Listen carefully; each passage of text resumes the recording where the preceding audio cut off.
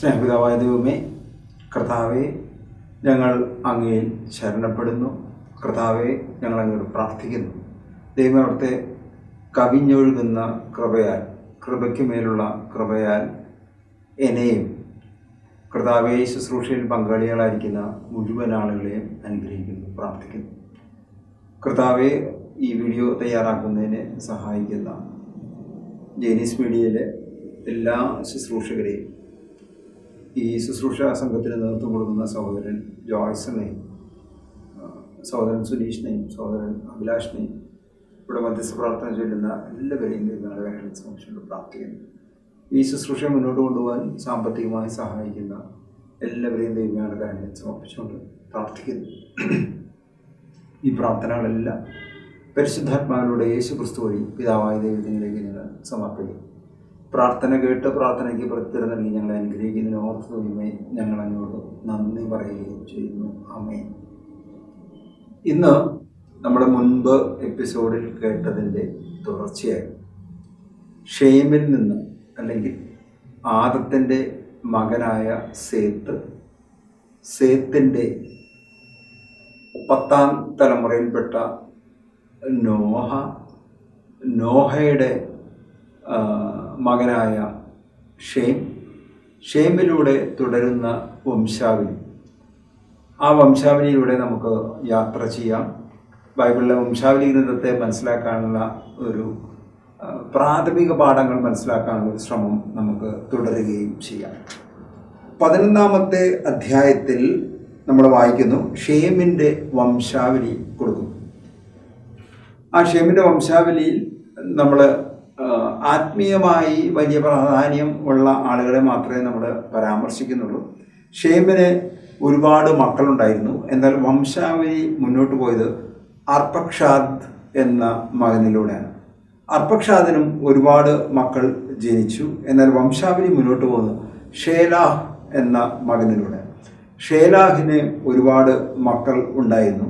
എന്നാൽ ഏബർ എന്ന മകനിലൂടെയാണ് വംശാവലി ഗ്രന്ഥം മുന്നോട്ട് പോകുന്നത്. ഏബറിന് ധാരാളം മക്കളുണ്ടായിരുന്നു. എന്നാൽ പെലേഗ് എന്ന മകനിലൂടെയാണ് വംശാവലി മുന്നോട്ട് പോകുന്നത്. പെലേഗിന് ഒരുപാട് മക്കളുണ്ടായിരുന്നു. എന്നാൽ റെവു എന്ന് വിളിക്കപ്പെടുന്ന മകനിലൂടെയാണ് വംശാവലി മുന്നോട്ട് പോകുന്നത്. റെവുവിന് സെരൂഗ് എന്ന മകൻ ജനിക്കുന്നു. വേറെ മക്കളുണ്ടാകുന്നു. എന്നാൽ ഈ സെരൂഗിലൂടെയാണ് വംശാവലി മുന്നോട്ട് പോകുന്നത്.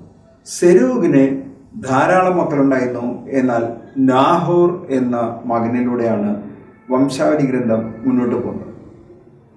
നാഹോറിനും ധാരാളം മക്കളുണ്ടായിരുന്നെങ്കിലും തേരഹ് എന്ന മകനിലൂടെയാണ് വംശാവലി മുന്നോട്ട് പോകുന്നത്. തേരഹിന് 3 മക്കൾ ജനിച്ചു. അബ്രാം, നാഹോർ, ഹാരാൻ എന്നീ 3 പുത്രന്മാർ ജനിച്ചു. ഈ പേരുകളൊക്കെ പറയുമ്പോൾ നമ്മുടെ മനസ്സിലൊരു ചിന്ത വരും, എന്തിനാണ് ഈ പേരുകളൊക്കെ പറയുന്നത്? ഇതിൻ്റെ ഒരു പ്രാധാന്യം മനസ്സിലാവണമെങ്കിൽ ആദം ഹവ്വ ദമ്പതികൾക്ക് 72ഓളം മക്കൾ ജനിക്കുന്നു. അതിൽ 3ഓളം ആളുകളുടെ പേരുകൾ പറയുന്നു. ആ 3ഓളം ആളുകളിൽ പേര് പറയുന്നതിൽ ആബേൽ കൊല്ലപ്പെടുന്നു. പിന്നെ ഉള്ളത് കായേനും സേത്തുമാണ്. കായേൻ്റെ വംശാവലി തിന്മ ചെയ്തുകൊണ്ട് ഭൂമിയിൽ വളരുന്നു. സേത്തിൻ്റെ വംശാവലി ദൈവത്തോട് പ്രാർത്ഥിച്ച്, ദൈവകൽപ്പന അനുസരിച്ച്, ദൈവത്തിന് വിധേയപ്പെട്ട്, ദൈവത്തോട് ശരണപ്പെട്ട്, ദൈവാനുഗ്രഹം സ്വീകരിച്ച് മുന്നോട്ട് പോകുന്നു. 6ാം തലമുറയിൽപ്പെട്ട, അല്ലെങ്കിൽ ആദത്തിൽ നിന്ന് 7ാം തലമുറയിൽപ്പെട്ട ഹെനോക്കിനെ മരണം കാണിക്കാതെ ഉടലോടെ സ്വർഗത്തിലേക്ക് എടുക്കപ്പെടുകയും ചെയ്യും. പിന്നീട് ഷേമിൻ്റെ 4ാം തലമുറയിൽ നോഹ ജനിക്കുന്നു. നോഹയുടെ മകനായ ഷേമിലൂടെ തിരഞ്ഞെടുക്കപ്പെട്ട, അനുഗ്രഹിക്കപ്പെട്ട വംശാവലി മുന്നോട്ട് പോകുന്നു. ആ അനുഗ്രഹീത വംശാവലിയിൽ എല്ലാവർക്കും ഒരുപാട് മക്കളുണ്ടെങ്കിൽ ഏറ്റവും പ്രധാനപ്പെട്ട ആളുകളെക്കുറിച്ച് മാത്രം പറയുന്നു. സേത്തിന് അർപ്പക്ഷാദും, അർപ്പക്ഷാദിന് ഷേലാഹും, ഷേലാഹിന് ഏബറിന് പെലഗും, പെലഗിന് റവുവും, റവുവിന് സെരൂഗും, സെരൂഗിന് നാഹോറും ജനിക്കുന്നു. ആ ഒരു തലമുറകളുടെ മുന്നോട്ട് പോകുന്നു. അല്ലെങ്കിൽ 17ാമത്തെ തലമുറയിലാണ് നാഹോർ വരുന്നത്. 18ാമത്തെ തലമുറയിലാണ് ഷേമിൽ നിന്ന് 18ാമത്തെ തലമുറയിലാണ് തേരഹ് വരുന്നത്. തേരഹിന് 3 മക്കൾ ജനിക്കുന്നു: അബ്രാം, ഹാരാൻ, നാഹോർ. ഇതിൽ 27ാമത്തെ വാക്യം പറയുന്നു, 11ാമത്തെ അധ്യായത്തിൽ 27ാമത്തെ വാക്യം പറയുന്നു, തേരഹിൻ്റെ പുത്രന്മാരാണ് അബ്രാമും നാഹോറും ഹാരാൻ. ഹാരാൻ്റെ പുത്രനാണ് ലോത്ത്. അബ്രഹാം കനാൻ ദേശത്ത് വരുന്ന സമയത്ത് അബ്രഹാമിൻ്റെ കൂടെ വരുന്ന സഹോദരനാണ് ലോത്ത്. തൻ്റെ പിതാവായ തേരഹ് മരിക്കുന്നതിന് മുമ്പ് ഹാരാൻ ജന്മനാടായ കൽദാരുടെ ഊറിൽ വെച്ച് ചരമമടഞ്ഞു. അപ്പോൾ ഹാരാൻ മരണമടയുന്നു. തേരഹ് ഹാരാനിൽ വെച്ച് മരിക്കുന്നു. ഇത് കഴിഞ്ഞിട്ട് പറഞ്ഞു എബ്രാഹും നാഹോറും വിവാഹ ജീവിതത്തിൽ പ്രവേശിക്കുന്നു. എബ്രാം സാറായിയെ, തൻ്റെ സഹോദരപുത്രിയായ സാറായി വിവാഹം കഴിക്കുന്നു. നാഹോർ തൻ്റെ സഹോദരപുത്രിയായ മിൽക്കായെ കല്യാണം കഴിക്കുന്നു. ഇത് കഴിഞ്ഞ് 30ാമത്തെ വാക്യത്തിൽ പറയുന്നു, ഈ ഇസ്രായേൽക്കാരെ സംബന്ധിച്ച് മക്കളില്ല എന്ന് പറഞ്ഞാൽ അത് വലിയ നാണക്കേടും ഒരു ദൈവിക ശാപമാണെന്ന് ചിന്തിച്ച് നിൽക്കുന്ന സമയത്ത് പറയുന്നു, സാറ വന്ധ്യയായിരുന്നു, അവൾക്ക് മക്കളുണ്ടായില്ല. സാറ വന്ധ്യയായിരുന്നു, അവൾക്ക് മക്കളുണ്ടായിരുന്നില്ല. തേരഹ് കൽദായരുടെ ഊരിൽ നിന്ന് കനാൻ ദേശത്തേക്ക് യാത്ര പുറപ്പെട്ടു. അബ്രാമിനെയും ഹാരാനെയും കൂടെ കൊണ്ടുപോകുന്നു, സാറായെയും കൊണ്ടുപോകുന്നു. ഇത് കഴിഞ്ഞ് ഹാരാനിൽ വെച്ച് തേരഹ് മരിക്കുന്നു. കർത്താവ് എബ്രാമിനെ വിളിക്കുന്നു. നോഹ കഴിഞ്ഞ് 9 തലമുറ കഴിഞ്ഞിട്ടാണ്, അല്ലെങ്കിൽ 10ാമത്തെ തലമുറ, അല്ലെങ്കിൽ ആദം മുതൽ 20ാമത്തെ തലമുറയിലാണ് എബ്രാഹാം ജനിക്കുന്നത്. എബ്രാഹാമിൻ്റെ വിളിയാണ് 12ാമത്തെ അധ്യായം തുടങ്ങുന്നത്. കർത്താവ് അബ്രാഹാമിനോട് അരുളി ചെയ്തു, നിന്റെ ദേശത്തെയും ബന്ധുക്കളെയും പിതൃഭവനത്തെയും വിട്ട് ഞാൻ കാണിച്ചു തരുന്ന നാട്ടിലേക്ക് പോവുക. ദൈവം ഒരു നിർദ്ദേശം കൊടുക്കുകയാണ്. നിന്റെ ദേശത്തെയും ദേശത്തെ വിടണം, ബന്ധുക്കളെ വിടണം, പിതൃഭവനത്തെ വിടണം, ഞാൻ കാണിച്ചു തരുന്ന നാട്ടിലേക്ക് പോകണം. 4 കാര്യങ്ങളാണ് പറയുന്നത്. ദേശത്തെ വിടണം, ബന്ധുക്കളെ വിടണം, പിതൃഭവനത്തെ വിടണം, ഞാൻ കാണിച്ചു തരുന്ന നാട്ടിലേക്ക് പോവുകയും വേണം.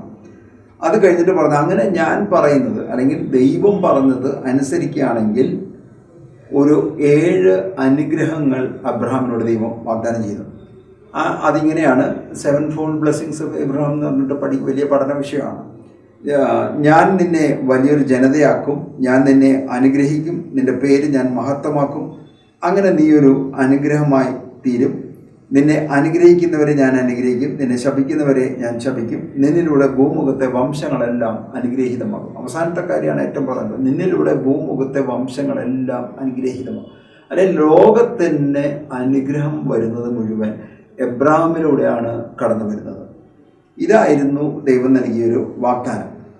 ആ വാഗ്ദാന പ്രകാരം അബ്രാഹമും സഹോദരപുത്രനായ ലോത്തും കൂടെ ഹാരാനിൽ തങ്ങൾക്കുണ്ടായിരുന്ന സമ്പത്തും ഒക്കെ ചേർത്ത് കാനാൻ ദേശത്തേക്ക് പുറപ്പെട്ടു. ദൈവം വാഗ്ദാനം ചെയ്ത ദേശം കാനാൻ ദേശം. അങ്ങനെ കാനാൻ ദേശത്ത് വരുന്നു. കാനാൻ ദേശത്ത് വന്നിട്ട് അവിടെ വെച്ചിട്ട് ദൈവം വലിയ വാഗ്ദാനമൊക്കെ കൊടുത്തു. പക്ഷെ ഒരു ക്ഷാമം ദേശത്ത് വരുന്നു. ക്ഷാമം വരുന്ന സമയത്ത് അബ്രാം സാറായും കൂടെ ഈജിപ്തിലേക്ക് പോകുന്നു. ഈജിപ്തിൽ പോകുന്ന സമയത്ത് 12ാമത്തെ വാക്യത്തിൽ നമ്മളിങ്ങനെ വായിക്കുന്നു, അബ്രഹാമിന് ഒരു സംശയം. ഒന്ന്, മക്കളില്ല. സാറ നല്ല സുന്ദരിയാണ്. സുന്ദരിയായ സാറയെ തട്ടിയെടുക്കുന്നതിന് വേണ്ടി ഭർത്താവുള്ള സ്ത്രീകളെ സാധാരണഗതിയിൽ തട്ടിയെടുക്കില്ല. അതുകൊണ്ട് ഭർത്താവിനെ കൊന്നതിന് ശേഷമാണ് സ്ത്രീകളെ തട്ടിയെടുക്കുക. അപ്പോൾ അതുകൊണ്ട് അബ്രഹാമിനൊരു സംശയം, എന്നെ കൊന്ന് ഇവിടെ ആരെങ്കിലും തട്ടിയെടുക്കുമെന്നൊരു സംശയം. അതുകൊണ്ട് തന്നെ അബ്രഹാം സാറയോട് പറയുന്നു, ആരെങ്കിലും ചോദിക്കുകയാണെങ്കിൽ എന്താണ് പറയേണ്ടത്? നിന്നെ കാണുമ്പോൾ ഈജിപ്തുകാർ പറയുമ്പോൾ അവൻ്റെ ഭാര്യയാണ്, എന്നിട്ട് എന്നെ അവർ കൊന്നുകളയും, നിന്നെ ജീവിക്കാൻ അനുവദിക്കുകയും ചെയ്യും. നീ മൂലം എനിക്ക് ആപത്തുണ്ടാകുകയും നിന്നെ പ്രതി എൻ്റെ ജീവൻ രക്ഷിക്കാൻ നീ എൻ്റെ സഹോദരിയാണെന്ന് പറയണം. ഭാര്യയോട് പറയാണ്, നീ എൻ്റെ സഹോദരിയാണെന്ന് ആരെങ്കിലും ചോദിച്ചാൽ പറയണമെന്ന്. അങ്ങനെ സഹോദരിയാണെന്ന് പറയുന്നു. ഈജിപ്ത് രാജാവിൻ്റെ സേവകന്മാർ സുന്ദരിയായ സാറയെ കണ്ട് രാജാവിനോട് പറയുന്നു. രാജാവ് അവളെ കൊണ്ടുപോകുന്നു. രാജകൊട്ടാരത്തിൽ എത്തിയതിനു ശേഷം രാജാവിന് ഒരുപാട് പ്രയാസങ്ങളും ബുദ്ധിമുട്ടുകളും വരുന്നു. ആ ബുദ്ധിമുട്ട് വരുന്ന സമയത്ത് രാജാവിന് കാര്യങ്ങൾ മനസ്സിലാവുന്നു. 19ാമത്തെ വാക്യത്തിലേക്ക്, സാറ നിന്റെ ഭാര്യയാണെന്ന് എന്നോട് പറയാതിരുന്നത് എന്തുകൊണ്ടാണെന്ന് ഫറവോ ചോദിക്കുന്നു. സഹോദരിയാണെന്ന് പറഞ്ഞുകൊണ്ടല്ലേ ഞാൻ അവളെ ഭാര്യയായി സ്വീകരിച്ചത്. ഇതതിൻ്റെ ഭാര്യ, അവളെയും കൊണ്ട് സ്ഥലം വിടുക എന്ന് ഫറവോ പറയും. ഫറവോ തൻ്റെ ആൾക്കാർക്ക് അബ്രഹാമിനെ കുറിച്ച് കൽപ്പന കൊടുത്തു. അവർ അവനെയും ഭാര്യയെയും വസ്തുക്കളെയും കൂടി യാത്രയാക്കി. അങ്ങനെ ഈജിപ്തിൽ നിന്ന് തിരിച്ചു വരുന്നു. ആ തിരിച്ചു വരുന്ന സമയത്ത് പിന്നീട് നമ്മൾ കാണുന്നു എബ്രാഹാം ലോത്തും ഒന്നിച്ച് പ്രവർത്തിക്കുന്നു. ധാരാളം അവർക്ക് സമ്പത്തുണ്ടാവുന്നു. ആ സമ്പത്തുണ്ടായതിൻ്റെ പുറകെ സംബന്ധിക്കുന്ന കാര്യമാണ് ഈ രണ്ടു കൂട്ടരും ജോലിക്കാർ തമ്മിൽ പല വിഷയങ്ങൾ ഉണ്ടാവും. ആ വിഷയം ഉണ്ടായി തർക്കങ്ങൾ വരുന്നു. ഇങ്ങനെയാണ് നമ്മൾ വായിക്കുന്നത് 13-ാമത്തെ അധ്യായത്തിൽ 6-ാമത്തെ വാക്യം. അവർക്ക് ഒന്നിച്ച് താമസിക്കുവാൻ ആ ദേശം മതിയായി, കാരണം അവർക്ക് വളരെയേറെ സമ്പത്തുണ്ടായിരുന്നു. ഒന്നിച്ച് അവർക്ക് വയ്യാതെ എബ്രാഹത്തിനെയും ലോത്തിൻ്റെയും കന്നുകാലികളെ മേയ്ക്കുന്നവർ തമ്മിൽ കലഹമുണ്ടായി. തൊഴിലാളികൾ തമ്മിലെ പ്രശ്നം. അക്കാലത്ത് കാനാൻകാരും പെരീസ്യരും അന്നാട്ടിൽ പാർത്തിരുന്നു. അതുകൊണ്ട് തന്നെ അബ്രഹാം ലോത്തിനോട് പറഞ്ഞു, നമ്മൾ തമ്മിൽ വഴക്കുണ്ടാവുന്നത് ശരിയല്ല, അതുകൊണ്ട് നമുക്കിത് പങ്കുവയ്ക്കാം. എങ്ങനെയാണ് പങ്കുവയ്ക്കുന്നത്? ഇതാ ദേശമെല്ലാം, 9-ാമത്തെ വാക്യം 13-ാമത്തെ അധ്യായം, ഇതാ ദേശമെല്ലാം നിന്റെ കൺമുൻപിൽ എന്നെ പിരിഞ്ഞു പോവുക. ഇടത് ഭാഗത്താണ് നിനക്ക് വേണ്ടതെങ്കിൽ ഞാൻ വലതു ഭാഗത്തേക്ക് പോയിക്കോളാം, വലത് ഭാഗമാണ് നിനക്ക് ഇഷ്ടമെങ്കിൽ ഞാൻ ഇടത്തേക്ക് പോയിക്കോളാം. സമ്പത്ത് ആർജിക്കുന്നതിന് നേതൃത്വം കൊടുത്ത മുഴുവൻ അബ്രഹാമാണ്. എന്നാൽ അബ്രഹാം ഇപ്പോൾ പറയുന്നു ലോത്തിനോട്, നിനക്ക് വലതുവശം വേണമെങ്കിൽ വലതുവശം എടുക്കുക, ഇടതുവശം വേണമെങ്കിൽ നീ എന്താണോ ആഗ്രഹിക്കുന്നത് അതെടുത്തതിന് ശേഷം മറ്റുള്ളത് എനിക്ക് മതി. ജോർദാൻ സമതലം മുതൽ ജലപുഷ്ടിയുള്ള ഭൂമിയാണെന്ന് ലോത്ത് കണ്ടത്. കർത്താവിൻ്റെ തോട്ടം പോലെയും സോവാറിന് നേരെയുള്ള ഈജിപ്തിലെ മണ്ണ് പോലെയായിരുന്നു. കർത്താവ് സൊദോം ഗൊമോറയെ നശിപ്പിക്കുന്നതിന് മുൻപുള്ള അവസ്ഥയെന്ന് ജോർദാൻ സമതല പ്രദേശം തിരഞ്ഞെടുത്ത് കിഴക്കോട്ടേക്ക് യാത്ര തിരിച്ചു. അങ്ങനെ അവർ തമ്മിൽ പിരിയുന്നു. ആ പിരിഞ്ഞതിന് ശേഷം ചില വിജാതീയ സൈന്യം വന്ന് ലോത്തിനെ കീഴടക്കുന്നു. ആ കീഴടക്കിയതിന് ശേഷം അവൻ പിടിക്കപ്പെട്ടു എന്ന് അറിവ് അബ്രഹാമിന് ലഭിക്കുന്നു. എബ്രാഹിം സൈന്യവുമായി കടന്നു വന്ന് 14-ാമത്തെ വാക്യം, 14-ാമത്തെ അധ്യായത്തിൽ 14-ാമത്തെ വാക്യം നമ്മൾ ഇങ്ങനെയാണ് വായിക്കുന്നത്. സഹോദരൻ തടവുകാരനാക്കപ്പെട്ടെന്ന് കേട്ടപ്പോൾ തൻ്റെ വീട്ടിൽ തന്നെ ജനിച്ചു വളർന്ന പയറ്റി തെളിഞ്ഞവരുമായ 318 പടയാളികളോടൊപ്പം അബ്രഹാം ദാൻ വരെ പിന്തുടർന്നു. രാത്രി അവൻ്റെ ആളുകളെ പല ഗണങ്ങളായി തിരിച്ചു ശത്രുക്കളെ ആക്രമിച്ച് തോൽപ്പിച്ചു. ദമാസ്കസിന് വടക്കുള്ള ഹോബ വരെ ഓടിപ്പിച്ച് അവൻ സമ്പത്തൊക്കെയും വീണ്ടെടുത്തു. ചാർച്ചക്കാരനെ ലോത്തിനെയും അവൻ്റെ വസ്തുക്കളെയും സ്ത്രീകളെയും ജനങ്ങളെയും തിരികെ കൊണ്ടുവരികയും ചെയ്തു. അപ്പോൾ സഹോദരപുത്രനാണ്. സമ്പത്തിൻ്റെ പേരിൽ തർക്കമുണ്ടായി പിരിഞ്ഞു പോയെങ്കിലും ഒരു വിജാതീയ സേന വന്ന് അവരെ ആക്രമിച്ച് കീഴ്പ്പെടുത്തി എന്ന സമയത്ത് അവരെ വിമോചിക്കാൻ വേണ്ടി അബ്രഹാം പോകുന്നു. അബ്രഹാം അവരെ വിമോചിപ്പിക്കുകയും ചെയ്തു. ആ യുദ്ധത്തിൽ അബ്രഹാമിനെ മൽക്കീസദേക്ക്, സമാധാനത്തിൻ്റെ രാജാവ് എന്ന് വിളിക്കപ്പെടുന്ന മൽക്കീസദേക്ക് സഹായിക്കുന്നു. ആ സഹായിക്കുന്ന സമയത്ത് പറയുന്നുണ്ട്, സാലേം രാജാവായ മൽക്കീസദേക്ക് അപ്പവും വീഞ്ഞും കൊണ്ടുവന്ന്, അത്യുന്നതനായ ദൈവത്തിൻ്റെ പുരോഹിതനായിരുന്നു മൽക്കീസദേക്ക്. 19-ാമത്തെ വാക്യം നമ്മളിങ്ങനെ വായിക്കുന്നു, അവൻ അബ്രഹാമിനെ ആശീർവദിച്ചുകൊണ്ട് പറഞ്ഞു, ആകാശത്തിൻ്റെയും ഭൂമിയുടെയും നാഥനായ അത്യുന്നത ദൈവത്തിൻ്റെ കൃപാകടാക്ഷം നിന്റെ മേൽ ഉണ്ടാകട്ടെ. സാലേമിലെ രാജാവായ മൽക്കീസദേക്ക് അബ്രഹാമിനെ ആശീർവദിക്കുന്നു. യുദ്ധവിജയം നേടിക്കൊണ്ടുവരുന്നു. യുദ്ധത്തിൽ മൽക്കീസദേക്ക് അബ്രഹാമിനെ സഹായിക്കുന്നു. പക്ഷെ സ്വീകരിക്കാനായിട്ട് പോകുന്ന സമയത്ത് നമ്മൾ വായിക്കുന്നു, അപ്പവും വീഞ്ഞും കൊണ്ടുവന്നു.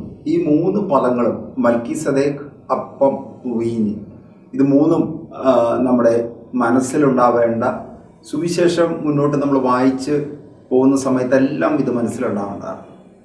എബ്രായ ലേഖനത്തിലും നമ്മൾ പഠിക്കുന്ന സമയത്ത് നമ്മൾ കാണുന്നുണ്ട്, മൽക്കീസദേക്ക് യേശുവിൻ്റെ ഒരു മുൻരൂപമാണ് അല്ലെങ്കിൽ പ്രതിരൂപമാണെന്ന് വിളിക്കപ്പെടുന്നു. മാത്രമല്ല മൽക്കീസദേക്ക് വരുന്ന സമയത്ത്, അബ്രഹാമിനെ സ്വീകരിക്കുന്ന സമയത്ത് അപ്പവും വീഞ്ഞുമായിട്ടാണ് വരുന്നത്. യേശുവിൻ്റെ അന്ത്യപ്രബോധനങ്ങളിലും പറയുന്നത് അത് തന്നെയാണ്. എൻ്റെ ശരീരം വാങ്ങി ഭക്ഷിക്കുകയും എൻ്റെ രക്തം വാങ്ങി പാനം ചെയ്യുന്നു. എൻ്റെ ശരീരം വാങ്ങി ഭക്ഷിക്കുകയും എൻ്റെ രക്തം വാങ്ങി പാനം ചെയ്യുകയും ചെയ്യുന്നവനെങ്കിലും ഞാൻ അവനിലും വസിക്കുന്നവൻ നിത്യജീവന് വേണ്ടി ഫലം പുറത്തുവയ്ക്കും. ഇതാണ് നമ്മൾ യോഹന്നാൻ്റെ സുവിശേഷത്തിലും കൊരിന്ത്യർ ലേഖനത്തിൽ പൗലോസ്ലീഹ വിശുദ്ധ കുർബാനയെക്കുറിച്ച് പറയുന്ന സമയത്തും യേശു യോഹന്നാൻ്റെ സുവിശേഷത്തിൽ 6-ാമത്തെ അധ്യായത്തിലും വിശുദ്ധ കുർബാനയെക്കുറിച്ച് പഠിപ്പിക്കുമ്പോൾ ഒക്കെ കാണുന്ന 2 പ്രതിരൂപങ്ങളാണ് അപ്പവും വീഞ്ഞും. ഇത് എന്ന് പറഞ്ഞു കഴിഞ്ഞാൽ സുവിശേഷം തുടങ്ങുമ്പോൾ 1-ാമത്തെ പുസ്തകത്തിൽ മുതൽ പുതിയ ഉടമ്പടിയിൽ വന്ന് അവസാനിക്കുന്ന സമയത്ത് മുഴുവൻ ഇതിൻ്റെ ഉള്ളിൽ ഒരു റണ്ണിങ് ത്രെഡ് പോലെ പോകുന്നതാണ് ഈ അപ്പവും വീഞ്ഞും. അല്ലെങ്കിൽ എബ്രഹാമായിട്ടുണ്ടാകുന്ന ദൈവികമായ ഉടമ്പടി. നമ്മൾ നേരത്തെ കേട്ടു, നോഹയുമായിട്ട് ഉടമ്പടി ഉണ്ടാക്കുന്നു. ഇതുപോലെ തന്നെ ഒരു ഉടമ്പടി അബ്രഹാമായിട്ടും ഉണ്ടാക്കുന്നു. മാത്രമല്ല നമ്മൾ ആദ്യമായിട്ട് ഒരു വ്യക്തി മറ്റൊരാളെ ആശീർവദിക്കുന്നതിനെ കുറിച്ചുകൂടെ പറഞ്ഞു.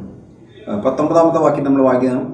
മൽക്കീസേദെക്ക് അബ്രാമിനെ ആശീർവദിച്ചുകൊണ്ട് പറഞ്ഞു, ആകാശത്തിൻ്റെ ഭൂമിയുടെയും നാഥനായ അത്യുന്നതനായ ദൈവത്തിൻ്റെ കൃപാകടാക്ഷം നിന്റെ മേൽ ഉണ്ടാകട്ടെ. ശത്രുക്കളെ നിന്റെ കയ്യിൽ ഏൽപ്പിച്ച അത്യുന്നത ദൈവം അനുഗ്രഹീതൻ. അബ്രാം എല്ലാറ്റിൻ്റെയും ദശാംശം അവന് കൊടുത്തു.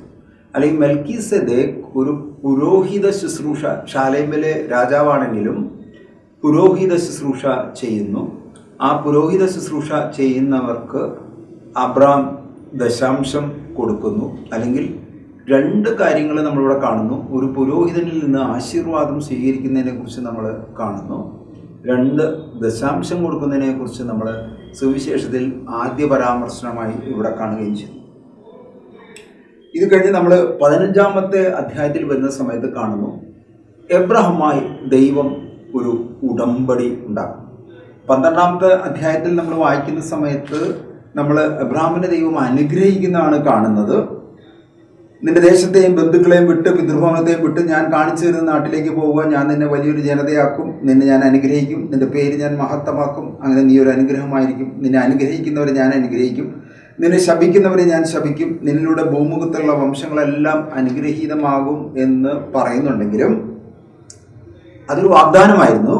പക്ഷെ ഇവിടെ നമ്മൾ കാണുന്നു എബ്രഹാം ദൈവവുമായി ഒരു ഉടമ്പടിയിൽ എത്തിച്ചേരുന്നു.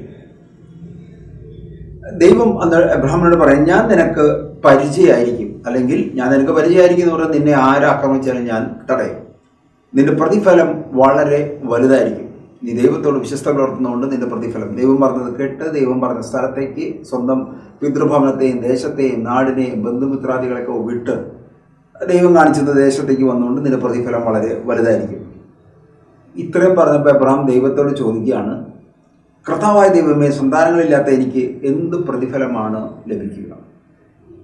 ആ കാലഘട്ടങ്ങളിലെ ജനത്തിൻ്റെ ഒരു വിശ്വാസ ശൈലി അനുസരിച്ച്, ജീവിതശൈലി അനുസരിച്ച് മക്കൾ ഇതില്ലാത്ത ആളെ സംബന്ധിച്ച് എത്ര സമ്പത്തുണ്ടായാലും അത് മുഴുവൻ അന്യാധീനപ്പെട്ടു പോകും. അല്ലെങ്കിൽ അവരുടെ ദാസന്മാർക്കൊക്കെ ആയിട്ട് വിഭജിച്ച് കൊടുക്കും. അല്ലെങ്കിൽ സ്വന്തം ദേശത്തു നിന്ന് ആളുകളത് അവകാശമാക്കാൻ കടന്നു വരണം. അതുകൊണ്ട് തന്നെ ദൈവത്തോട് ചോദിക്കുന്നു, മക്കളില്ലാത്ത എനിക്ക് ഇതെല്ലാം ഉണ്ടായിട്ട് എന്ത് കാര്യമെന്ന് പറഞ്ഞു. അത് കഴിഞ്ഞിട്ട് പറഞ്ഞത്, ദമാസ്കസ്കാരനായ ഏലിയാസറാണ് എൻ്റെ വീടിൻ്റെ അവകാശി. ദാസന്മാർക്ക് നേതൃത്വം കൊടുക്കുന്ന ഏലിയാസറാണ് എൻ്റെ സ്വത്തിൻ്റെ എല്ലാം അവകാശിയായി പോകുന്നത്. എനിക്ക് എന്ത് അനുഗ്രഹം കിട്ടിയിട്ട് എന്ത് പറയും? ഇത് പറയുന്ന സമയത്ത് അത് തുടർന്ന് പറയുന്നുണ്ട്, എനിക്കൊരു സന്താനത്തെ അവിടെ തന്നിട്ടില്ല, എൻ്റെ വീട്ടിൽ പിറന്ന ദാസരിൽ ഒരുവനായിരിക്കും എൻ്റെ അവകാശി. വീണ്ടും അവന് കർത്താവിൻ്റെ അരുളപ്പാട്, നിൻ്റെ അവകാശി അവനായിരിക്കില്ല, നിൻ്റെ മകൻ തന്നെയായിരിക്കും. അവിടെ നിന്ന് അവനെ പുറത്തേക്ക് കൊണ്ടുവന്നിട്ട് പറഞ്ഞു, ആകാശത്തേക്ക് നോക്കുക. ഇതുവരെ ഡയലോഗൊക്കെ വീടിനകത്താണ് നടക്കുന്നത്. ഇപ്പോൾ പറഞ്ഞു, ആകാശത്തേക്ക് നോക്കുക. നമ്മൾ നാട്ടിൽ പലപ്പോഴും പരിഹസിച്ചുകൊണ്ടൊക്കെ പറയും, ആകാശത്തേക്ക് നോക്കി നടന്നോളാൻ പറയും. അത് പ്രയോജനമില്ലാത്ത പ്രവൃത്തി ചെയ്യുന്ന ആളുകളോടാണ് പറയും, ആകാശത്തേക്ക് നോക്കി നടന്നോ, ചുമ്മാ തെക്ക് വടക്ക് നടന്നോ എന്നൊക്കെ പറയും. ഇവിടെ പറയുന്ന ആകാശത്തേക്ക് നോക്കുക. എന്നിട്ട് പറയാണ്, ആ കാണുന്ന നക്ഷത്രങ്ങളുടെ എണ്ണം എടുക്കുവാൻ കഴിയുമോ? നക്ഷത്രങ്ങളുടെ എണ്ണം എടുക്കാൻ സാധാരണ രീതിയിൽ കഴിയില്ല. നക്ഷത്രം കാണുന്നു, എണ്ണിയെടുക്കുക എളുപ്പമല്ല. നിന്റെ സന്താന പരമ്പരയും അതുപോലെ ആയിരിക്കും. 2 കാര്യങ്ങളാണ് പറയുന്നത്. ഒന്ന്, ആകാശത്തിലേക്ക് നോക്കുക, നക്ഷത്രങ്ങളെ എണ്ണുക, അതുപോലെ നിനക്ക് സന്താനങ്ങളുണ്ടാകും എന്ന് പറഞ്ഞാൽ നമ്മൾ മനസ്സിലാക്കേണ്ടത്, സ്വർഗത്തെ ലക്ഷ്യമാക്കി ദൈവത്തെ മുന്നിൽ കണ്ടുകൊണ്ട് നിത്യജീവൻ ലക്ഷ്യമാക്കിക്കൊണ്ട് ജീവിക്കുന്ന, ദൈവഹിതമനുസരിച്ച് ജീവിക്കുന്ന കുറേ മക്കൾ നിനക്ക് ഉണ്ടാകും. അതോടൊപ്പം തന്നെ മറ്റൊരു വാഗ്ദാനം കൂടെ പറയുന്നുണ്ട്, കടൽ തീരത്തെ പൂഴി പോലെ, മണൽ തരി പോലെ നിനക്ക് മക്കളുണ്ടാകും എന്ന് പറഞ്ഞു കഴിഞ്ഞാൽ ധാരാളം മക്കളുണ്ടാകും. അവർ ഭൗമിക കാര്യങ്ങളിൽ ലക്ഷ്യം വെച്ചുകൊണ്ട് ജീവിക്കുന്നവരായി ആയിരിക്കും. അവരുടെ ലക്ഷ്യം സ്വർഗമല്ല, അവരുടെ ലക്ഷ്യം ഭൂമിയാണ്. അല്ലെങ്കിൽ ഭൗതികമായി ചിന്തിക്കുന്ന, ഭൗതികമായ സമ്പത്ത്, ഭൗതികമായ പദവികൾ, ഇത്തരം കാര്യങ്ങളിൽ മുൻതൂക്കം കൊടുക്കുന്ന ഒരു തലമുറ ഉണ്ടാകും. അപ്പോൾ എബ്രഹാമിന് നൽകുന്നൊരു വാഗ്ദാനം, 2 ടൈപ്പ് മക്കൾ നിനക്ക് ധാരാളമായിട്ടുണ്ടാകും. ഒന്ന്, ആത്മീയമായി ചിന്തിക്കുന്ന ആളുകളുണ്ടാകും. 2, ഭൗതികമായി ചിന്തിക്കുന്ന ആളുകളുണ്ടാകും. ഇത് കൃത്യമായിട്ട് നമ്മുടെ മനസ്സിലുണ്ടാകണം. കാരണം വെച്ചാൽ ഇവിടെ നിന്ന് അങ്ങോട്ട് പോകുന്ന സമയത്ത് നമ്മൾ 3 തരം ഇൻഹെറിറ്റൻസിനെ കുറിച്ചിട്ട് നമ്മൾ മനസ്സിലാക്കാൻ പോവുകയാണ്. അവൻ കർത്താവിൽ വിശ്വസിച്ചു, അവിടുന്ന് അതവനെ നീതീകരണമായി കണക്കാക്കി. കർത്താവ് പറഞ്ഞ കാര്യങ്ങളെ അബ്രാഹാം വിശ്വസിച്ചു, അതവനെ നീതീകരണമായി കർത്താവ് കണക്കാക്കി. ഇത് കഴിയുമ്പോൾ നമ്മൾ വായിക്കുന്നു, അബ്രഹാം ദൈവമായിട്ട് ഒരു ഉടമ്പടി ഉറപ്പിക്കുന്നു. ആർമീനിയൻ കവനന്റ് എന്നാണ് ഇതിനെ വിളിക്കുന്നത്. ഇതാണ് ചെയ്യുന്നത്. 3 വയസ്സ് വീതം പ്രായമുള്ള ഒരു പശുക്കിടാവ്, ഒരു പെണ്ണാട്, ഒരു മുട്ടനാട് എന്നിവയും ഒരു ചെങ്ങാലിയും ഒരു ഇളംപ്രാവിനെയും എനിക്കായി കൊണ്ടുവരിക. പശുക്കിടാവ്, പെണ്ണാട്, മുട്ടനാട്, ചങ്ങാലിപ്രാവ്, ഇളംപ്രാവിനെ കൊണ്ടുവരുന്നു. അവയെ 2ആയി പിളർന്ന ഭാഗങ്ങൾ നേർക്കുനേരെ വെച്ചു എന്ന് പറഞ്ഞു കഴിഞ്ഞാൽ നീളത്തിൽ ഇങ്ങനെ കീറി ഒരു ഭാഗത്തെ കാലിങ്ങോട്ട് വയ്ക്കുന്നു, ഒരു ഭാഗത്ത് ഇങ്ങോട്ട് വയ്ക്കുന്നു. അതായത് ഒരു തരത്തിൽ കൂടിച്ചേരാത്ത തരത്തിൽ വെക്കുന്നു. പിണത്തിൽ മേൽ കഴുകന്മാർ ഇറങ്ങി വന്നപ്പോൾ അബ്രാമയെ ആട്ടുകൊടുത്തു. സൂര്യൻ അസ്തമിച്ചുകൊണ്ടിരുന്നപ്പോൾ അബ്രാം ഗാഠനിദ്രയിൽ ആണ്ടുപോയി. ദൈവം ഹൗവയെ സൃഷ്ടിക്കുന്നതിന് മുമ്പ് ആദം ഗാഠനിദ്രയിലായി പോയി എന്ന് നമ്മൾ വായിക്കുന്നുണ്ട്. ഇവിടെ ദൈവിക സാന്നിധ്യം വെളിപ്പെട്ടപ്പോൾ അബ്രാഹമും ഒരു ഗാഠനിദ്രയിലായി പോകുന്നു. ഭീകരമായ അന്ധകാരം അവനെ ആവരണം ചെയ്തു. ഒന്നും കാണാൻ പറ്റുന്നില്ല. ഇരുട്ട്, കൂരാക്കൂര് ഇരുട്ട്. ആ സമയത്ത് ഗാഠനിദ്രയിലായി പോകുന്നു, ഒന്നും കാണുവാൻ സാധിക്കുന്നില്ല. അപ്പോൾ കർത്താവ് അരുളി ചെയ്യുന്നു, നീ അറിഞ്ഞുകൊള്ളുക, നിന്റെ സന്താനങ്ങൾ സ്വന്തമല്ലാത്ത നാട്ടിൽ പരദേശികളായി കഴിഞ്ഞുകൂടും. ഒരു വാഗ്ദാനം പറയുകയാണ്, നിന്റെ സന്താനങ്ങൾ സ്വന്തമല്ലാത്ത നാട്ടിൽ പരദേശികളായി കഴിഞ്ഞുകൂടും എന്ന് പറഞ്ഞാൽ ഈജിപ്തിൽ അബ്രഹാമിൻ്റെ സന്തതി പരമ്പരയിൽപ്പെട്ട ആളുകൾ കടന്നു പോവുകയും അവിടെ അടിമകളായി മാറുകയും ചെയ്യുന്നതിനെ കുറിച്ചുള്ളൊരു പ്രൊഫസി അബ്രഹാമിനോട് പറയുന്നു. മക്കളില്ലാത്ത സമയത്താണ് ഇത് പറയുന്നത്. അവർ ദാസ്യവേല ചെയ്യും, അടിമവേല ചെയ്യും. 400 കൊല്ലം അവർ പീഡനങ്ങൾ അനുഭവിക്കും. 400 വർഷത്തെ അടിമത്തം, പീഡകൾ അവരനുഭവിക്കും. എന്നാൽ അവരെ അടിമപ്പെടുന്ന രാജ്യത്തെ ഞാൻ കുറ്റം വിധിക്കും. അതിനുശേഷം ധാരാളം സമ്പത്തുമായി അവർ പുറത്തു വരും. നമ്മുടെ മോശയുടെ കാലഘട്ടത്തിലേക്ക് പുറപ്പാട് പുസ്തകത്തിൽ വരുന്ന സമയത്ത് ഡീറ്റെയിൽ ആയിട്ട് കാണും. എന്ന് പറഞ്ഞു കഴിഞ്ഞാൽ ഈജിപ്തിലെ അടിമത്തത്തിൽ യാക്കോബും 72 മക്കളും ഈജിപ്തിലെത്തുന്നു. അവിടുത്തെ ഏറ്റവും സമ്പന്ന പ്രദേശമായ ഗോഷാൻ പ്രദേശത്ത് താമസിക്കുന്നു. അത് കഴിഞ്ഞ് കാലങ്ങൾ കഴിയുന്ന സമയത്ത് ജോസഫിനെ അറിയാത്ത ഒരു ഫറവോ അവിടെ വരുന്നു. റംസേസ് എന്ന പേരിൽ അറിയപ്പെടുന്ന ഒരു ഫറവോ വരുന്നു. ആ റംസേസും അദ്ദേഹത്തിൻ്റെ ഭരണ സംവിധാനത്തിലുള്ള ആളുകൾ നോക്കുന്ന സമയത്ത് ഈജിപ്തിലെ ജനസംഖ്യയോട് ഏകദേശം തുല്യമായിട്ട് യഹൂദ ജനസംഖ്യ വളർന്നു വന്നു. ഇങ്ങനെ പോയാൽ ദേശം വിദേശികളുടെ കയ്യിൽ അകപ്പെടുമോ എന്നൊരാശങ്ക അവർക്കുണ്ടാകുന്നു. അതുകൊണ്ട് പലവിധ സന്താന നിയന്ത്രണ സംവിധാനങ്ങളെക്കുറിച്ച് യഹൂദന്മാരുടെ ഇടയിൽ നടപ്പാക്കുന്നതിനെക്കുറിച്ച് ചിന്തിക്കുന്നു. അനന്തരഫലമായി ഇവരെ അടിമകളാക്കി മാറ്റുന്നു. 400 വർഷത്തെ അടിമത്തത്തിൽ കഴിയുന്നു. അവിടെ നിന്ന് അടിമകൾ എന്ന് പറഞ്ഞ ഭക്ഷണം, താമസം മാത്രം കിട്ടുന്ന സംവിധാനത്തിൽ നിന്ന് ധാരാളം സമ്പത്തുമായിട്ട് ഈജിപ്തിൽ നിന്ന് പുറത്തു വരുന്നൊരു പ്രവചനം അബ്രഹാമിനോട് ദൈവം പറയുന്നു. നീ സമാധാനത്തോടെ നിന്റെ പിതാക്കന്മാരോട് ചേരും, വാർദ്ധക്യ പരിപൂർത്തിയിൽ നീ സംസ്കരിക്കപ്പെടും. അല്ലെങ്കിൽ യേശു പ്രവചിച്ചതുപോലെ തന്നെ നമ്മളിവിടെ കാണുന്നു. അബ്രഹാമിനോട് പറയുന്നു, നിനക്ക് പ്രായമായിട്ട് നീ മരണപ്പെടുകയുള്ളൂ, നിന്റെ വാർദ്ധക്യ പൂർത്തിയിൽ നീ സംസ്കരിക്കപ്പെടും, അല്ലെങ്കിൽ ഉചിതമായ ഒരു മൃതസംസ്കാരം നിനക്ക് കിട്ടും. 4ാം തലമുറയെ അവരിങ്ങോട്ട് തിരിച്ചു വരുമെന്നാൽ അവരുടെ അമോര്യരുടെ ദുഷ്ടത ഇനിയും പൂർത്തിയായിട്ടില്ല. ഈജിപ്തിന് തിരിച്ചു വരും, ഈജിപ്തിലേക്ക് പോകും, അവിടെ അടിമകളായി തീരും, പീഡനം അനുഭവിക്കും. തിരിച്ചു വരുന്നതിനെ കുറിച്ചിട്ട് മക്കളില്ലാത്ത സമയത്ത് അബ്രഹാമിനോട് പ്രവചിക്കപ്പെടും. ഇത് കഴിഞ്ഞ് നമ്മൾ കാണുന്നു, സൂര്യൻ അസ്തമിച്ച് അന്ധകാരം വ്യാപിച്ചപ്പോൾ പുകയിൽ ഒരു തീച്ചൂള കാണാറായി. ജ്വലിക്കുന്ന ഒരു തീനാളം പിളർന്നിട്ടിരുന്ന കഷ്ണങ്ങളുടെ നടുവിലൂടെ കടന്നുപോയി.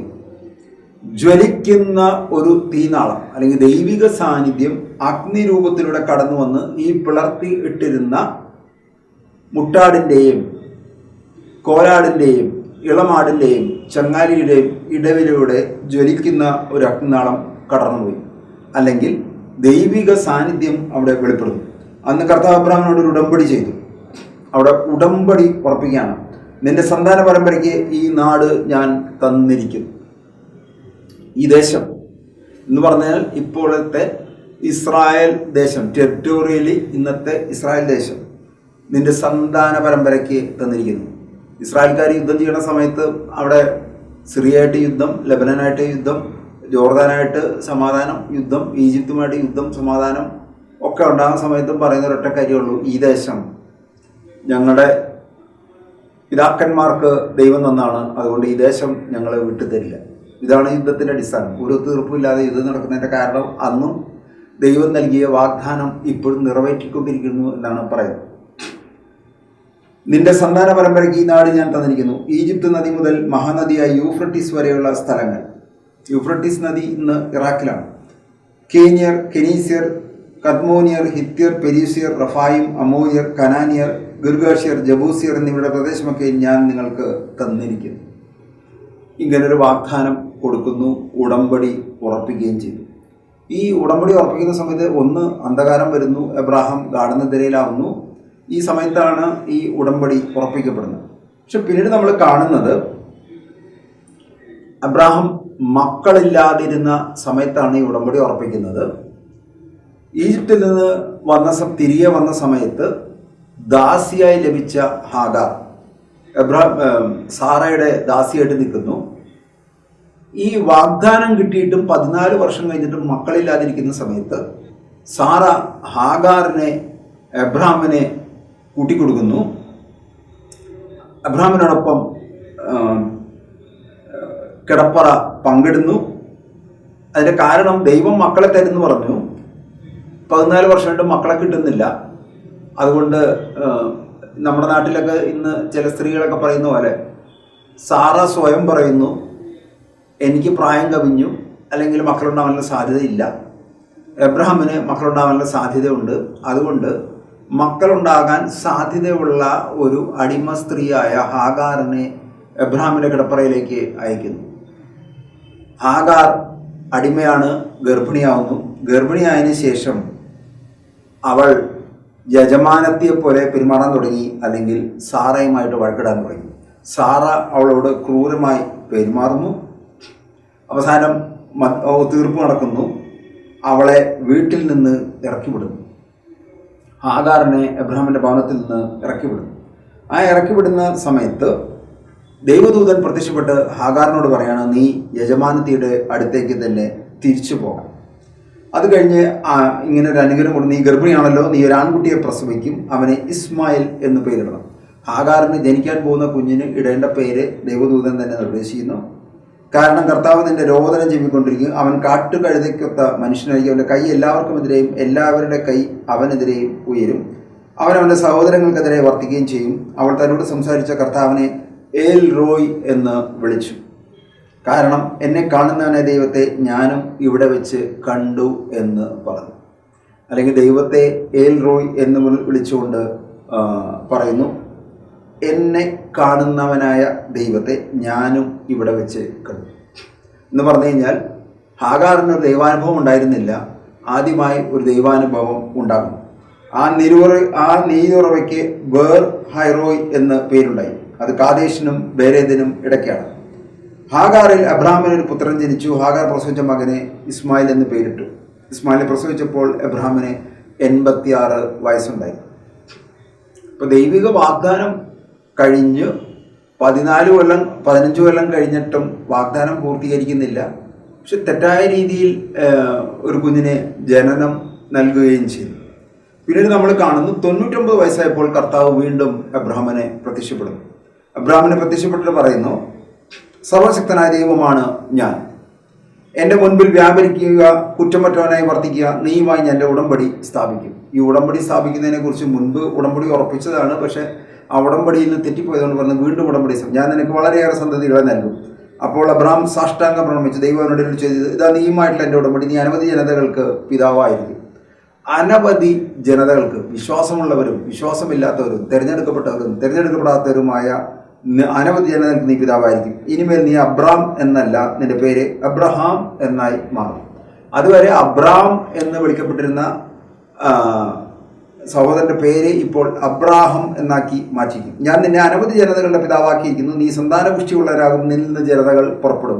രാജാക്കന്മാരും നിന്നിൽ നിന്ന് ഉത്ഭവിക്കും. ഞാനും നീയും നിനക്ക് ശേഷം നിന്റെ സന്തതികളും തമ്മിൽ തലമുറ തലമുറ എന്നേക്കും ഞാൻ എൻ്റെ ഉടമ്പടി സ്ഥാപിക്കും. ഞാൻ എന്നേക്കും നിനക്കും നിന്റെ സന്തതികൾക്കും ദൈവമായിരിക്കും. നീയുമായിട്ട് ഞാൻ ഉടമ്പടി ഉറപ്പിക്കും. ആ ഉടമ്പടി എന്ന് പറഞ്ഞാൽ ഞാൻ എന്നേക്കും നിന്റെ ദൈവമായിരിക്കും. നീ പരദേശിയെ പാർക്കുന്ന കാനാൻ ദേശം മുഴുവൻ നിനക്ക് ശേഷം നിന്റെ സന്തതികൾക്ക് ഞാൻ തരും. എന്നെന്നും അത് അവരുടേതായിരിക്കും. ഞാൻ അവർക്ക് ദൈവമായിരിക്കുകയും ചെയ്യും. കാനാൻ ദേശം സ്ഥിരമായിട്ട് അല്ലെങ്കിൽ ലോകമുള്ളിടത്തോളം കാലം ഇത് അബ്രഹാമിൻ്റെ പിൻതലമുറയ്ക്കായി ദൈവം നൽകുന്നു. നിന്റെ സന്താനങ്ങളും തലമുറ തോറും എൻ്റെ ഉടമ്പടി പാലിക്കണം. നീ പാലിക്കേണ്ട ഉടമ്പടി ഇതാണ്: നിങ്ങളെ പുരുഷന്മാരെല്ലാം പരിച്ഛേദനം ചെയ്യണം. പരിച്ഛേദന കർമ്മം ചെയ്ത് ഉടമ്പടി, അതായത് ആദ്യം 12-ാം അധ്യായത്തിൽ നമ്മളൊരു വാഗ്ദാനം കേൾക്കുന്നു. 15-ാമത്തെ അധ്യായത്തിൽ വീണ്ടും വാഗ്ദാനം ചെയ്യുന്നു. 17-ാമത്തെ അധ്യായത്തിൽ ഒരു ഉടമ്പടി ഉണ്ടാവുന്നു. അത് കഴിഞ്ഞിട്ട് വീണ്ടും 17-ാമത്തെ അധ്യായത്തിൽ വരുന്ന സമയത്ത് നമ്മൾ കാണുന്നു പരിച്ഛേദന കർമ്മം വഴി ദൈവവുമായിട്ട് ഉടമ്പടി ചെയ്യുന്നു. അല്ലെങ്കിൽ ദൈവവുമായിട്ട് ഉടമ്പടി ചെയ്തതിൻ്റെ അടയാളം സ്വന്തം ശരീരത്തിൽ ഉണ്ടാകണം എന്ന് ദൈവം ആഗ്രഹിക്കുന്നു. നിങ്ങൾ അഗ്രചർമ്മം ഛേദിക്കണം. ഞാൻ നിങ്ങളുമായിട്ട് ഉടമ്പടിയുടെ അടയാളം ഇതായിരിക്കും. നിങ്ങളിൽ 8 ദിവസം പ്രായമായ ആൺകുട്ടിക്ക് പരിച്ഛേദനം ചെയ്യണം. നിന്റെ വീട്ടിൽ പിറന്നവരെയും നിന്റെ സന്താനങ്ങളിൽ പെടാത്തവരെ വിലയ്ക്ക് വാങ്ങിയ വിദേശിയുടെ തലമുറ തോറും എല്ലാ പുരുഷന്മാർക്കും പരിച്ഛേദനം ചെയ്യും. നിന്റെ വീട്ടിൽ പിറന്നവനും നീ വിലയ്ക്ക് വാങ്ങിയവനും പരിച്ഛേദനം ചെയ്യപ്പെടണം. അങ്ങനെ എൻ്റെ ഉടമ്പടി നിന്റെ മാംസത്തിൽ ശാശ്വതമായ ഒരു ഉടമ്പടിയായി നിൽക്കും. മാംസത്തിൽ ഒരു അടയാളമായിട്ട് ഈ പരിച്ഛേദനം നിലനിൽക്കും എന്ന് ദൈവം പറയും. എന്നാൽ പുതിയ നിയമസഭയിൽ കടന്നു വരുന്ന സമയത്ത് പറയുന്നു, ശരീരത്തിലല്ല പരിച്ഛേദനം നടക്കേണ്ടത്, ഹൃദയത്തിലാണ് പരിച്ഛേദനം നടക്കേണ്ടത്. ഹൃദയത്തിൽ പരിച്ഛേദനം നടക്കുന്നു പറഞ്ഞു കഴിഞ്ഞാൽ മനസ്സിൻ്റെ ഉള്ളിൽ, ഹൃദയത്തിൻ്റെ ഉള്ളിൽ, ചിന്ത, ബുദ്ധിയുടെ ഉള്ളിലുള്ള കോപം, വെറുപ്പ്, വൈരാഗ്യം, വിദ്വേഷം, കൊലപാതക ചിന്ത, പരസംഗം, മദ്യം, മദിരാക്ഷി എന്ന് വേണ്ട എല്ലാവിധ വൃത്തികെട്ട ദൈവഹിതത്തിന് വിരുദ്ധമായ എല്ലാ പ്രവൃത്തികളിൽ നിന്ന് സ്വയം ത്യജിച്ച് പിൻവാങ്ങി ഒരു വിശുദ്ധ ജീവിതം നയിക്കണം എന്നാണ് പുതിയ നിയമസഭയിലെ കാഴ്ചപ്പാട്. പഴയ നിയമസഭയിൽ നിന്ന് വ്യത്യസ്തമാക്കുന്നു ഇതാണ്. നമ്മൾ പിന്നീട് വായിക്കുന്നു, ദൈവം അബ്രാഹത്തിനോട് പറഞ്ഞ എൻ്റെ ഭാര്യ സാറായി ഇനിമേൽ സാറ എന്നായിരിക്കും വിളിക്കുക. അബ്രാം എന്ന പേര് അബ്രഹാം എന്നാക്കി മാറ്റുന്നു. സാറായി എന്ന പേര് സാറ എന്നാക്കി മാറ്റുന്നു. സാറ എന്ന വാക്കിൻ്റെ അർത്ഥം ചിരി എന്നാണ്. ദുഃഖവും ആകുലതയും സങ്കടമൊക്കെ ഉണ്ടെങ്കിൽ അതെല്ലാം മാറ്റി സന്തോഷവതിയാക്കി മാറ്റുന്നു. അത് കഴിഞ്ഞിട്ട് 16-ാമത്തെ വാക്യം, 17-ാമത്തെ അധ്യായത്തിൽ 16-ാമത്തെ വാക്യം നമ്മൾ വായിക്കുന്നു, ഞാൻ അവളെ അനുഗ്രഹിക്കും, അവളിൽ നിന്ന് ഞാൻ നിനക്കൊരു പുത്രനെ തരും, അവളെ ഞാൻ അനുഗ്രഹിക്കും, അവൾ ജനതകളുടെ മാതാവാകും. ജനതകളുടെ പിതാവാകും എബ്രാഹാം, ജനതകളുടെ മാതാവായി സാറ മാറും എന്ന് പറഞ്ഞു. അവളെ ഞാൻ അനുഗ്രഹിക്കും, അവൾ ജനതകളുടെ മാതാവ്, അവളിൽ നിന്ന് ജനതകളുടെ രാജാക്കന്മാർ ഉത്ഭവിക്കും. ഇത് കേട്ട സമയത്ത് അബ്രാഹാം കമിഴ്ന്നു വീണ് ചിരിക്കുന്നു. 100 വയസ്സ് തികഞ്ഞ എനിക്ക് കുഞ്ഞ് ജനിക്കുമോ? 99 വയസ്സായ സാറ എന്നെ പ്രസവിക്കുമോ? അബ്രാഹാം ദൈവത്തോട് പറഞ്ഞ്, ഇസ്മായിൽ അങ്ങോട്ട് മുൻപിൽ ജീവിച്ചിരുന്നാൽ മതി, എനിക്ക് ദൈവം ഒരു കുഞ്ഞിനെ തരുമെന്ന് പറയുന്ന സമയത്ത് അബ്രാഹാം പറയുന്നു, എനിക്ക് കുഞ്ഞൊന്നും വേണ്ട, ഈ ഇസ്മായിൽ ജീവിച്ചിരുന്നാൽ മതി, അവന് കേടൊന്നും ഉണ്ടാകുന്നില്ല. ദൈവത്തിന്റെ ഭാര്യ സാറെ തന്നെ നിനക്കൊരു പുത്രനെ പ്രസവിക്കുന്ന അവൻ ഇസഹാക്ക് എന്ന് വിളിക്കണം. നേരത്തെ പറഞ്ഞു ഹാഗാർ പ്രസവിക്കുന്നതിന് മുമ്പ് തന്നെ ഇസ്മായിൽ എന്ന് പേരിടണമെന്ന് പറഞ്ഞു. ഇപ്പൊ പറയുന്നു സാറ പ്രസവിക്കുന്നതിന് മുമ്പ് തന്നെ പറയുന്നു പുത്രൻ ജനിക്കും, അവൻ ഇസഹാക്ക് എന്ന് പേരിടുന്നു. ഇസ്മായിലിന് വേണ്ടിയുള്ള നിന്റെ പ്രാർത്ഥന ഞാൻ ചെവിക്കൊണ്ട് ഞാൻ അവനെ അനുഗ്രഹിക്കുന്നു, ഞാൻ അവനെ സന്താനപുഷ്ടിയുള്ളവനാക്കി. സാറായിൽ നിന്ന് 21-ാമത്തെ വാക്യം, സാറായിൽ നിന്ന് അടുത്ത വർഷം ഈ സമയത്ത് നിനക്ക് ജനിക്കാൻ പോകുന്ന ഇസഹാക്കുമായിട്ടാണ് എൻ്റെ ഉടമ്പടി ഞാൻ സ്ഥാപിക്കുക എന്ന് പറഞ്ഞു കഴിഞ്ഞാൽ, ശരീരത്തിൽ പരിച്ഛേദന കർമ്മം നടത്തണമെന്ന് പറയുന്നു, ഉടമ്പടി സ്ഥാപിക്കുന്നു. എന്നിട്ട് പറയുന്നു, നിന്റെ വാഗ്ദാന നീ അവിശ്വസിച്ചത് കൊണ്ട് വാഗ്ദത്ത സന്തതി ഇസ്മായിലല്ല, വാഗ്ദത്ത സന്തതി ഇസഹാക്കാണ്. ഇസഹാക്കുമായി നീയുമായി ചെയ്ത ഉടമ്പടി ഇസഹാക്കുമായിട്ടും ഈ ഉടമ്പടി തുടരും എന്ന് പറയും. നമ്മൾ ബൈബിൾ വായിക്കുന്ന സമയത്ത് 2-ാമത്തെ ഉടമ്പടിയാണിത്. ആദ്യം നമ്മൾ നോഹയുമായിട്ടുള്ള ഉടമ്പടി കാണുന്നു, ഇപ്പോൾ ഇസഹാക്കുമായിട്ടുള്ള അബ്രഹാമായിട്ടുള്ള ഉടമ്പടി കാണുന്നു. തുടർന്ന് അബ്രഹാം വീട്ടിലെ എല്ലാ 27-ാമത്തെ വാക്യത്തിൽ നമ്മൾ വാങ്ങിക്കുന്ന, അബ്രഹാത്തിന്റെ വീട്ടിലെ എല്ലാ പുരുഷന്മാരും വീട്ടിൽ പിറന്നവരും പരദേശികളിൽ നിന്ന് വിലക്ക് വാങ്ങിയ എല്ലാവരെയും അവനോടൊപ്പം പരിച്ഛേദനം ചെയ്ത് ഈ ഉടമ്പടി ഉറപ്പിച്ചു. അല്ലെങ്കിൽ സാറായിൽ നിന്ന് ഇസ്ഹാക്ക് എന്ന മകൻ ജനിക്കുമെന്ന് അബ്രഹാം ഉറച്ച് വിശ്വസിച്ചു. പിന്നീട് നമ്മൾ 18-ാമത്തെ അധ്യായത്തിൽ വരുന്ന സമയത്ത് നമ്മൾ കാണുന്നു, അബ്രഹാമിന് വീണ്ടും ദൈവം പ്രത്യക്ഷപ്പെടുന്നു. അബ്രഹാത്തിന് 18-ാമത്തെ അധ്യായം 2-ാമത്തെ വാക്യത്തിൽ നമ്മൾ കാണുന്നു, അവൻ തല ഉയർത്തി നോക്കിയപ്പോൾ 3 ആളുകൾ തനിക്കെതിരെ നിൽക്കുന്നത് കണ്ടു. 3 ദൈവദൂതന്മാരെ കാണുന്നു, അല്ലെങ്കിൽ ഒരു ത്രിത്വത്തെ കാണുന്നു. പിതാവ്, പുത്രൻ, പരിശുദ്ധാത്മാവിനെ അവൻ കാണുന്നു. അവരെ കണ്ട് അവൻ കൂടാരവാതിൽക്കൽ എഴുന്നേറ്റ് എതിരേൽക്കാൻ ഓടിച്ചെന്ന് നിലം പറ്റി അവരെ വണങ്ങി, യജമാനെ അങ്ങ് സമൃദ്ധനെങ്കിൽ അങ്ങയുടെ ദാസനെ കടന്നു പോകരുത്, കുറച്ച് അപ്പം കൊണ്ടുവരട്ടെ, വിശപ്പടക്കിയിട്ട് യാത്ര തുടരാം എന്ന് പറഞ്ഞുകൊണ്ട് അവർക്ക് ഭക്ഷണം ഒരുക്കുന്നു. 10-ാമത്തെ വാക്യത്തിൽ നമ്മളിങ്ങനെ വായിക്കുന്നു, കർത്താവ് പറഞ്ഞു, വസന്തത്തിൽ ഞാൻ തീർച്ചയായും തിരികെ വരും, അപ്പോൾ നിന്റെ ഭാര്യ സാറായ്ക്ക് ഒരു മകൻ ഉണ്ടാകും. വീണ്ടും വീണ്ടും ആവർത്തിച്ച് 12-ാമത്തെ അധ്യായത്തിൽ തുടങ്ങുന്ന ഈ വാഗ്ദാനം 18-ാമത്തെ അധ്യായത്തിൽ അത് ഉറപ്പിക്കുന്നു. നിന്റെ ഭാര്യ സാറായ്ക്ക് ഒരു മകൻ ഉണ്ടാകും. അവന്റെ പുറകിൽ കൂടാരവാതിൽ നിന്ന് സാറ അത് കേൾക്കുന്നു. അബ്രഹാം സാറായി വൃദ്ധരായിരുന്നു, അവൾക്ക് ഗർഭധാരണ പ്രായം കഴിഞ്ഞിരുന്നു. അതിനാൽ സാറ ഉള്ളിൽ നിന്ന് ചിരിച്ചുകൊണ്ട് പറഞ്ഞു, എനിക്ക് പ്രായമേറി ഭർത്താവും വൃദ്ധനായി, എനിക്കിനി സന്താനഭാഗ്യം ഉണ്ടാകുമോ എന്ന് സംശയിക്കുന്നു. കർത്താവ് അബ്രഹാത്തോട് ചോദിച്ചു, വൃദ്ധയായ തനിക്കിനി കുഞ്ഞുണ്ടാകുമെന്ന് ചോദിച്ച സാറ ചിരിച്ചത് എന്തുകൊണ്ട്? ദൈവം വാഗ്ദാനം പറയുന്ന സമയത്ത് പരിഹസിച്ച് ചിരിക്കുകയാണ്. എന്തിനു ചിരിച്ചു? എന്നിട്ട് 14-ാമത്തെ വാക്യം പറയുന്നു, കർത്താവിന് കഴിയാത്തത് എന്തെങ്കിലും ഉണ്ടോ? നിശ്ചിത സമയത്ത് വസന്തത്തിൽ ഞാൻ നിന്റെ അടുത്ത് വരും, അപ്പോൾ സാറായ്ക്ക് ഒരു മകനുണ്ടാവും. അടുത്ത വസന്തകാലത്ത് ഞാൻ വരുന്ന സമയത്ത് സാറായ്ക്ക് ഒരു കുഞ്ഞുണ്ടാകുമെന്ന് ദൈവം. സാറ നിഷേധിച്ചപ്പോൾ ഞാൻ ചിരിച്ചില്ല, എന്നാൽ അവൾ ഭയപ്പെട്ടു അവിടെ നിന്ന് പറഞ്ഞു, അല്ല, നീ ചിരിക്കുക തന്നെ ചെയ്തു. എന്തായാലും നമ്മൾ കാണുന്നു, ദൈവം വാഗ്ദാനം ചെയ്ത പോലെ ഒരു കുഞ്ഞ് എബ്രാഹിമിനെ ജനിക്കുന്നു. ആ വാഗ്ദത്ത സന്തതി എന്ന് പറഞ്ഞാൽ ഇപ്പോൾ എബ്രാഹിമിന്റെ 2 മക്കളെ കുറിച്ച് നമ്മൾ കാണുന്നു. ഹാഗാറിൽ നിന്ന് ജനിച്ച ഇസ്മായിൽ, സാറയിൽ നിന്ന് ജനിച്ച ഇസഹാക്ക്. നമ്മൾ നേരത്തെ കണ്ടു, നോഹയിലേക്ക് 3 സന്തതികൾ ഉണ്ടാകുന്നു, അവരിൽ നിന്ന് ജനതകൾ പുറപ്പെടുന്നു. അതിൽ നോഹയിലൂടെ കടന്നു വന്ന, അല്ലെങ്കിൽ മുൻപ് ആദത്തിൽ നിന്ന് സേത്തിലേക്ക് 7-ാം തലമുറയിലെ സേത്തിലേക്ക് വന്നു, പിന്നീട് 10-ാം തലമുറയിൽ നോഹയിലേക്ക് വന്നു. ഇത് കഴിഞ്ഞ് നോഹയുടെ പുത്രനായ ഷേമിലെ 11-ാം തലമുറയിൽ വരുന്നു. പിന്നീട് 20-ാമത്തെ തലമുറ അബ്രഹാമിലേക്ക്. ആ വംശാവലി നീണ്ടു വരുന്നു. ആ വംശാവലിയിൽ ഇസഹാക്ക് ജനിക്കുന്നു. ഈ വംശാവലി പിന്നീട് തുടരുന്നു. ദൈവകൃപയാൽ ദൈവം അനുവദിക്കുകയാണെങ്കിൽ ഇതിൻ്റെ തുടർച്ച നമുക്ക് വരുന്ന ആളുകളിൽ കേൾക്കാം. നമുക്കൊരു നിമിഷം കണ്ണുകളടയ്ക്കാം, പ്രാർത്ഥിക്കാം.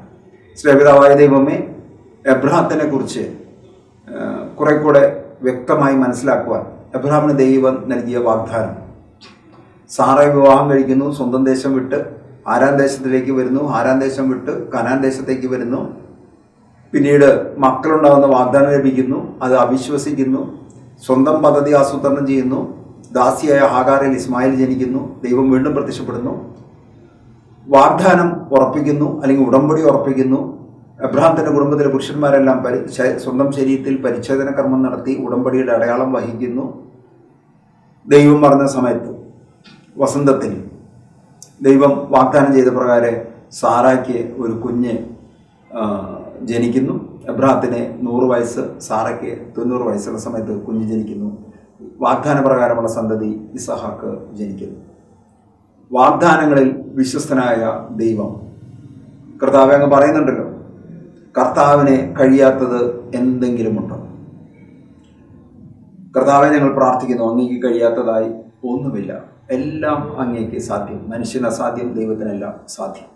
കർത്താവെ, ഈ സന്ദേശം കേട്ടുകൊണ്ടിരിക്കുന്ന വിവാഹിതരായ ദമ്പതികളിൽ മക്കളില്ലാത്തവരാരെങ്കിലും ഉണ്ടെങ്കിൽ കർത്താവെ, അവരുടെ ഉദരങ്ങളെ തുറക്കണമെന്ന് പ്രാർത്ഥിക്കുന്നു.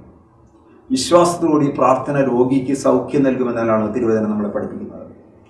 കർത്താവെ, വിവാഹം കഴിഞ്ഞ് ഒരു കുഞ്ഞിനെ ലഭിച്ചു, വീണ്ടും ഒരു കുഞ്ഞിനെ ലഭിക്കണം എന്ന് ആഗ്രഹിച്ച് പ്രാർത്ഥിക്കുന്നവർ, കർത്താവെ, ആൺകുഞ്ഞിനെ ലഭിച്ചു, പെൺകുഞ്ഞിനെ ലഭിക്കണമെന്ന് വേണ്ടി പ്രാർത്ഥിക്കുന്നവർ, പെൺകുഞ്ഞിനെ ലഭിച്ചു, ആൺകുഞ്ഞിന് ലഭിക്കാൻ വേണ്ടി പ്രാർത്ഥിക്കുന്നവർ, കർത്താവെ, മക്കളില്ലാതെ വിഷമിക്കുന്ന എല്ലാ വിവാഹിതരായ ദമ്പതികളെയും കർത്താവെ ഞങ്ങളുടെ കരങ്ങളിൽ ഞങ്ങൾ ഏൽപ്പിച്ചുകൊണ്ട് അവർക്കെല്ലാം ഓർത്തുകൊണ്ട് പ്രാർത്ഥിക്കുന്നു. കർത്താവെ, മക്കളില്ലാത്ത ദമ്പതികൾ ആരെല്ലാം പ്രാർത്ഥനാ സഹായം ഞങ്ങളോട് ചോദിച്ചു അവരെല്ലാം ഓർക്കുന്നു, അവർക്കെല്ലാം വേണ്ടി പ്രാർത്ഥിക്കുന്നു. കർത്താവെ, മക്കളില്ലാത്തതിനെ ചൊല്ലി വേദനിക്കുന്ന എല്ലാ ദമ്പതിമാരെയും മക്കളെ നൽകി അനുഗ്രഹിക്കണമെന്ന് കർത്താവെ ഞങ്ങൾ അങ്ങോട്ട് പ്രാർത്ഥിക്കുന്നു. വർഷങ്ങളായി മക്കളില്ലാതെ ഇനി മക്കളില്ല ഉണ്ടാകില്ല എന്ന് ചിന്തിച്ചിരിക്കുന്ന, നിരാശപ്പെട്ടിരിക്കുന്ന ആളുകളിലേക്ക് പ്രത്യാശ കടന്നു വരട്ടെ എന്ന് പ്രാർത്ഥിക്കുന്നു. എബ്രഹാമിനെ ദൈവം നൽകിയ വാഗ്ദാനം എബ്രാഹത്തിന്റെ പിൻതലമുറയിൽപ്പെട്ട എല്ലാവർക്കും ലഭിക്കട്ടെ എന്ന് യേശുവിൻ്റെ നാമത്തിൽ കർത്താവ് ഞങ്ങൾ പ്രാർത്ഥിക്കുന്നു. എല്ലാ നാമങ്ങൾക്കും മേലായ നാമം യേശുവിൻ്റെ നാമത്തിൽ അത്ഭുതങ്ങൾ സംഭവിക്കട്ടെ, അടയാളങ്ങൾ സംഭവിക്കട്ടെ. അതിൻ്റെ സാക്ഷ്യങ്ങൾ കേൾക്കുവാൻ ഞങ്ങളുടെ കാതുകളെയും സാക്ഷ്യങ്ങൾ കാണുവാൻ ഞങ്ങളുടെ കണ്ണുകളെയും ഇടയാക്കണമെന്ന് യേശുവിൻ്റെ നാമത്തിൽ കർത്താവ് ഞങ്ങൾ പ്രാർത്ഥിക്കുന്നു. ആമീൻ.